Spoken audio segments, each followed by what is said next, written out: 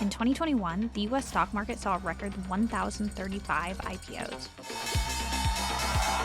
This year was one for the IPO record books. Companies and SPACs raising $318 billion, the largest figure ever. Of those 1,035 IPOs, a small but well-funded group of companies also notched a record year for public listings. The direct-to-consumer retail space is making some pretty big market moves. Warby Parker just debuted, and Rent the Runway starts trading on Wednesday. The future for ThredUp is bright. World domination, here we come. Direct-to-consumer, a business model that had exploded in the 2010s, was having its moment in the sun, notching a record year for IPOs in the category. It kind of became like a badge of honor to, be able to say like, oh, we've only sold direct to consumer. 2021 was a key year for what some would coin the DTC golden era, thanks to a pandemic-led influx of online shopping, excess venture capital funding, and a record year for SPAC listings. It was free money for a while. Zero interest rate environments made everybody a venture capitalist. For the direct-to-consumer space, this was the peak of a new era of retail. I can't say a pandemic has a silver lining, but if there ever was one, it was shifting the whole digital pivot in America, 2.0 direct-to-consumer. An era of digital-first, consumer-facing brands. So many direct-to-consumer new entrants have received what I might describe as tech valuations. Valuations that historically would not be ascribed to a fashion retailer. An era that was about to come to an end.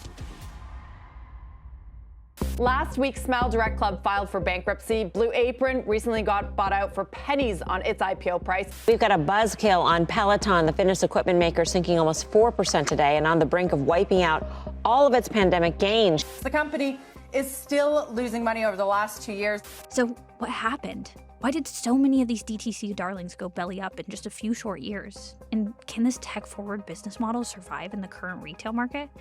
Is direct-to-consumer dead?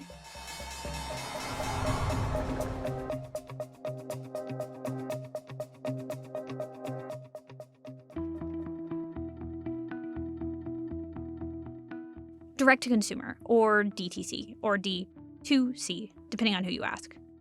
The idea is simple enough. I'm a startup company trying to get my product out there. Maybe I sell toothpaste, but not just any old toothpaste. I sell a cool new formula and have a cool modern logo and cool modern packaging. This isn't your mom and dad's toothpaste. But if I go the wholesale route, putting my brand in stores, it's just one of dozens of toothpaste brands. My brand is competing with legacy brands that already have a loyal customer base. So I change course. I meet people where they are, on their phones, buy social media ads, promote with influencers, sponsor podcasts, and build my own website where I only sell my special brand of toothpaste. Maybe I grow from there, start selling floss, sending subscription boxes, opening my own flagship store where I have complete control over my brand and my products, selling directly to consumers, direct to consumer. Get it? For a long time, wholesale terms were incredibly unfavorable to young brands. So if you're a bootstrap brand or even a venture-backed brand that's trying to reserve capital, it feels really hard to kind of go that traditional wholesale route. Now, the term direct-to-consumer casts a wide net because a lot of brands fall under that category. Tesla and Rivian could be considered direct-to-consumer. Fashion retailers like Nike, Abercrombie, and American Eagle have direct-to-consumer channels built into their business models. Streaming platforms like Disney Plus are direct-to-consumer content. Even drug maker Eli Lilly recently announced a direct-to-consumer distribution model for weight loss drugs. But when considering the DTC golden era, most retail experts are referring to digital native companies. Think Warby Parker, Away, Allbirds, Glossier, Casper, even Peloton. What do all of these companies have in common? They all started with a strong focus on e-commerce, with many starting as purely online brands. When someone says D2C, that typically means e-commerce. It's synonymous with e-commerce. The early class of DTC companies exploded, kicking off what would become a decade of DTC dominance. By the start of 2020, Allbirds had sold more than 8 million pairs of shoes in just 5 years. Luggage retailer Away saw a 100% annual jump in sales. Warby Parker's annual revenue topped $393.7 million. It seemed at the time direct-to-consumer was the future of retail, and that was reaffirmed when the pandemic moved most shopping online. This focus on tech-forward retail also attracted the attention of outside investors, especially venture capital firms. Wall Street traditionally has given very high valuations to companies that combine some aspect of providing to consumers, whether it be retail or consumer goods, and technology. Investors like those type of companies. They see them as having a dual purpose in a way. Between 2012 and 2021, venture capital funding exploded, going from $60 billion annually to a record $643 billion in just under a decade. And of that $643 billion, 30% was poured into retail brands in 2021. That, coupled with low interest rates, encouraged investors to take risks. The only cost you have when you're direct is the customer acquisition cost and the cost of manufacturing and shipping the product. Your margins are 90% as opposed to 50%. America's just doing great direct to consumer. The company doesn't necessarily have to be profitable in this exact moment, but it has to be able to demonstrate and show that with increased scale and over time, it can move into profitability. Only that profitability didn't come, or it didn't come as quickly. As headwinds like a continuing pandemic, inflation, and the growing cost of customer acquisition weighed on DTC companies, who depended heavily on outside funding and digital marketing to bolster their margins. It's that profitability angle now that demarcates the winners in D2C from the losers. Big names in the space like Casper Mattress, Brandless, Wink, and others grappled with crushing financial targets, and that forced many to go back to the private markets or shut down altogether. And the pandemic put a spotlight on these problems, forcing cash-strapped DTC startups to dip into savings that just weren't there. I think one of the problems with a lot of direct-to-consumer companies is they're not profitable, and a number of them don't really have a convincing pathway to profitability. And that's when investors get very nervous, especially in the current market where capital is expensive. And as the path to profitability became less convincing, venture capital spending pulled back. By Q1 2023, VC funding was down 53% year over year, a continuation from a rough 2022, which saw skyrocketing interest rates, an unstable geopolitical landscape, and a deserted IPO market. For many VC funds, the DTC market was just too crowded at this point, and few of the now public companies had been able to demonstrate a convincing path to profitability. If it's not going to have a strong ROI, at least not in the time frame that they want it, even if it's a good idea, even if it's something that may actually help the brand in the long run, if it doesn't fit with that VC roadmap, then it gets kiboshed. Additionally, the focus on growth meant these venture-backed companies were funneling funds into customer acquisition, namely marketing and sales, leaving many DTC companies in dire need of padding in case of a downturn. And the next headwind was going to hit the core of the direct-to-consumer business model. Selling direct to consumer is storytelling. A better photograph, a better 59-second video, setting yourself up on Shopify. Digital marketing, the bread and butter of the early class of DTC darlings. In the 2010s, advertising via social media was in its infancy, meaning the competition was sparse and the cost was cheap. Let's go back to our example. Say I started advertising my toothpaste back in 2011. As a startup, I can't afford to buy billboards, bus ads, and TV commercials. But a couple of Facebook ads could get me 10 times the exposure at half the cost. Even better, I'm the only company selling direct-to-consumer toothpaste online. Now, there may be other DTC companies advertising their products online, but their products don't compete with mine, so we all coexist in this budding social media advertising space. As the years pass, more and more companies see how easy it is to advertise online with a DTC product. Meaning, I'm competing for eyeballs now, and now someone else is selling toothpaste direct-to-consumer as well. And just when you think things can't get worse, the cost of advertising on social media shoots up, making marketing and customer acquisition a lot more expensive. It's a lot more difficult for brands in D2C to make a noise and create visibility for themselves these days, and part of that is down to advertising. The allure of a totally online advertising strategy encouraged a new wave of DTC companies to enter the market.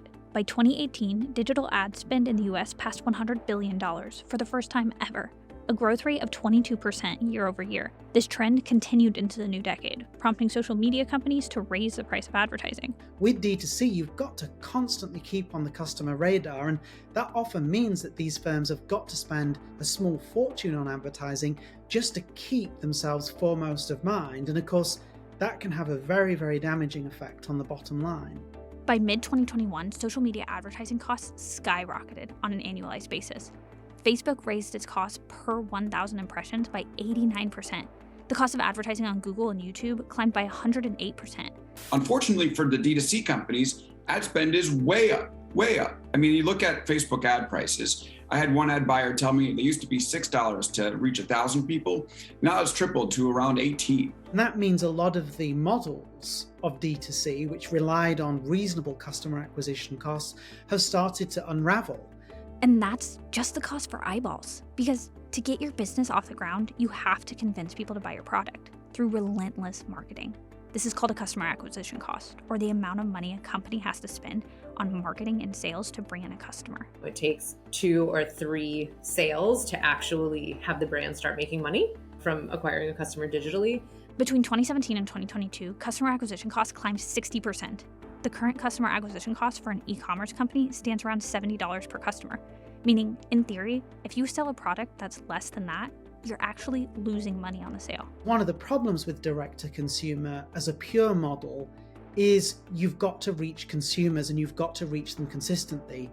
And that's the bit that's very expensive, whether you're doing advertising online to convert customers, whether you're opening more stores to attract customers, that can be very, very expensive. So knowing all of this and seeing all the headwinds that face the business model right now, is it possible to make DTC work in today's economy? Is there a direct-to-consumer company that has come out on the other side of the DTC downturn?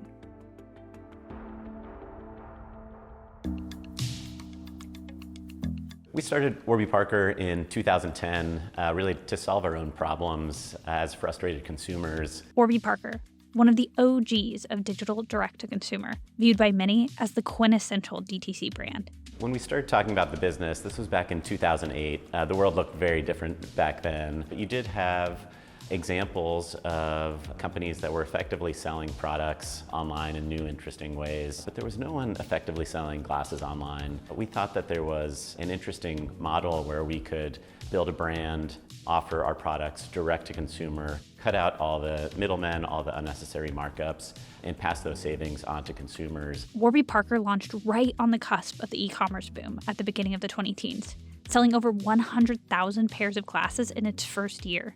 By 2015, Warby Parker's valuation had hit $1.2 billion. The explosion of social media and online shopping propelled the young brand to the top of the category. And as Warby Parker grew, so did the DTC cohort around it. By the time the wave of public listings came in 2021, other DTC companies were being categorized as the Warby Parker of their products. The Warby Parker of shoes, the Warby Parker of mattresses. If you would search online for online glasses, literally they were the only ones. And then there started to be copycats after a couple of years after the model was proven and successful. But unlike Warby Parker, a lot of those brands didn't last. What we've seen over the last few years is that many of those brands didn't have differentiated products. They didn't have a differentiated value proposition. A lot of those brands disappeared. So what's the difference? How is Warby Parker able to plow forward while so many others in the cohort are forced to change course or shut down altogether? Well, a lot of it has to do with how Warby Parker approached the business model. Not depending on a pure digital play, but instead focusing on brick and mortar expansion early on. Pretty quickly, we recognized that having a physical offering in addition to our online and digital tools was going to be really important for our brand. Now, did we think at that point that we were going to have over 200 stores across the US and Canada? No, but we were kind of open to the possibility. Currently, Warby Parker has 230 stores, and it's this physical expansion that also allowed it to maintain a steady flow of customers, despite the climbing cost of digital marketing. To this day, we find that our existing customers are our best marketing channel. We continue to find that word of mouth is by far the #1 driver of new customers for Warby Parker. Stores are not only great opportunities to serve customers, to offer eye exams, to adjust glasses and help guide people through a shopping experience, but they also serve as billboards. Beyond expanding its in-person footprint, Warby Parker says there's something else that separates a successful DTC company from a struggling one: the product.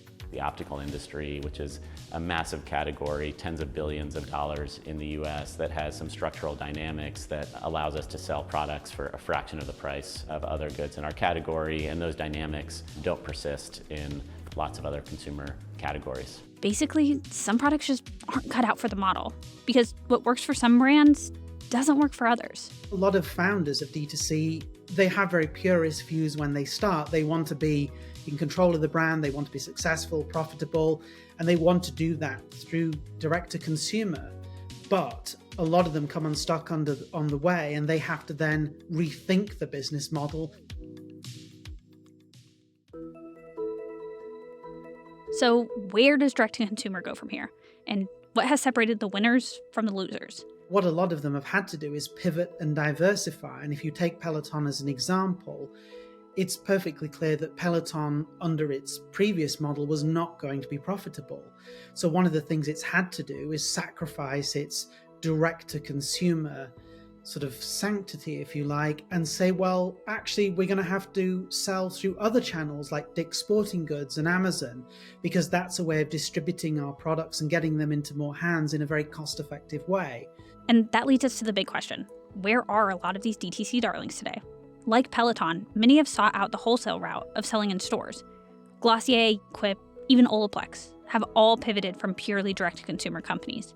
That has been the line for DTC, for direct-to-consumer, has been eliminate the middleman and you will make more money. And what we're finding out is the middleman serves a purpose. Others who went public have decided to return to private investing, brands like Casper Mattress. There's also the brands that cashed out, sold their brands to bigger companies or retailers. Think ModCloth, Blue Apron, Dollar Shave Club, Bonobos, even Birchbox. And of course, many are still in the direct-to-consumer market, weathering the storm. They want to not lose money. They want to make their shareholders happy. They want to be profitable, but still be able to control their brand identity, which is why, there is this hesitancy to sell into a SPAC or into a larger company. And it's not all doom and gloom. Some DTC companies have found the secret to success. On Running, Birkenstocks, even Chewy have managed to not just survive the direct-to-consumer market, but thrive in it. The secret sauce of Birkenstock's revenue growth over the last few years has been its D2C or direct-to-consumer business. Chewy has shown itself to consumers to be a very reliable partner, a very reliable retailer, and it's got a lot of repeat customers. For the current slate of direct-to-consumer entrants, the path isn't so obvious because something else started to change in the digital landscape. Us. So if I'm sitting on my couch and I'm on Instagram or I'm on TikTok, I want to be able to purchase right then. If I'm walking down the street and I see your store, I want to be able to walk in and purchase. So where do direct-to-consumer companies go from here? When we talk to new founders and entrepreneurs, we'll often ask them a bunch of probing questions. Does this product need to be sold online? Does this product need to be sold in a direct-to-consumer way? So one size doesn't fit all when it comes to direct-to-consumer. That doesn't mean all these companies have failed. It just means most of these direct-to-consumer darlings have had to make changes along the way. So maybe DTC isn't dead. Maybe it's just evolving.